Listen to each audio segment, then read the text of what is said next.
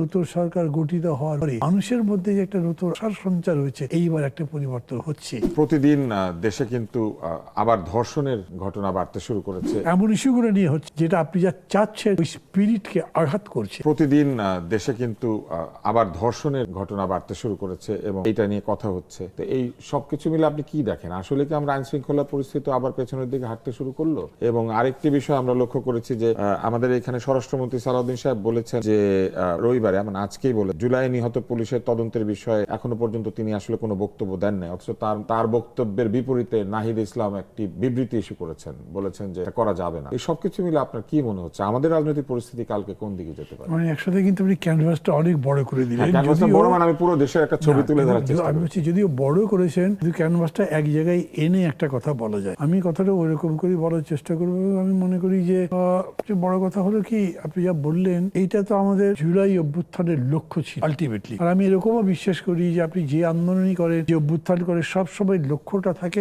আরো সুন্দর জীবনের জন্য। সেটা সমাজ জীবন, রাষ্ট্রিক জীবন, আমাদের সবার ধারণা ছিল যে উন্নতি হবে। হ্যাঁ, ব্যক্তি পারিবারিক জীবন সবকিছুতে গুণগত রূপান্তর হবে এবং এটার জন্য একটা সমাজ চেতনা গড়ে তুলতে আসতে হয়। অভ্যুত্থানের সময় এটা হয়েছিল, গ্র্যাজুয়ালি এটা কিন্তু কমতে শুরু করেছিল। আমি বলছি এখন আমার এরকম বোধ হচ্ছে, এটা শুনলে অনেকে হয়তো কষ্ট পাবেন, কিন্তু আমার কথা ভুল হলে তো ভুল, আপনাদের কষ্ট পাওয়ার কিছু নেই, কিন্তু ঠিক পরে রেকটিফাই করা উচিত।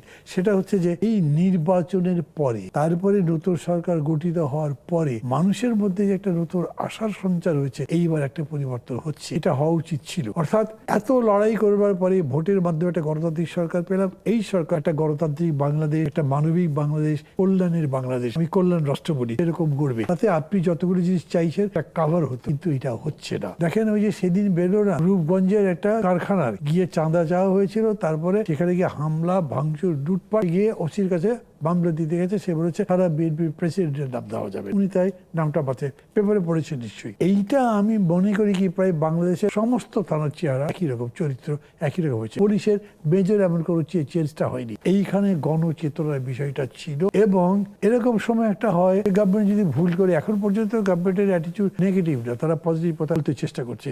এই যে আপনি একটা ইফতার পার্টির কথা বললেন, ইফতার পার্টিতে প্রাইম মিনিস্টার গেলেন, এরকম কেউ আগে গেছে কিনা আমার মনে পড়ছে না। আমাকে, আমি তো ইফতার পার্টিতে গেছিলাম, ইফতার পার্টির পরে আমাকে কেউ বললো, ভাই এটা তো বাংলাদেশের প্রথম। আমি মনে করতে পারলাম না কেউ গেছে কিনা। ইটস এ গুড সাইন যে উনি গেছেন। যাওয়ার পরে বক্তৃতা কিন্তু দুইজনই করেছেন, যদিও জামাতের যিনি প্রধান তিনি বেশি করেছেন এবং তিনি খুবই কোঅপারেটিভ একটা বক্তৃতা করেছেন। আমার কাছে মাঝে মাঝে মনে হয়েছে যে ঠিক অপোজিশনের টোন হলো না, একটু বেশি করে কম্প্রোমাইজিং। আর প্রাইম মিনিস্টার আসলে এই টাচ খুবই কম করেছে, উনি সাধারণভাবে বলেছেন ভালো। মানে তারপরেও তারা মিলে কিন্তু বলবার কথা, কমনলি যদি এই অ্যাপ্রোচ করে, আমাদের নিজেদের অপোজিশনের লড়াই আছে, কিন্তু এই বিষয়ে আমরা একসাথে কাজ করব। আপনি স্পেল আউট করেন, আপনি একটা প্রশাসন ঠিক মতো করবেন, এটা জনপ্রশাসন হয়, একটা পুলিশ করবেন যেটা জনবান্ধব হয়, এটার জন্য এই করবেন। এর বাইরে যদি কিছু ব্যতিক্রম হয়, দলবাজি নয়, চাঁদাবাজি নয়, কোনো কিছু আমরা অ্যালাউ করবেন। একটা জাগরণের মতো যদি হতো, তাইলে এটা করতে পারতেন। আমি তো এটা অ্যাবসলিউটলি মিসিং দেখছি। ইস্যুগুলো নিয়ে হচ্ছে যেটা আপনি যা চাচ্ছেন ওই স্পিরিটকে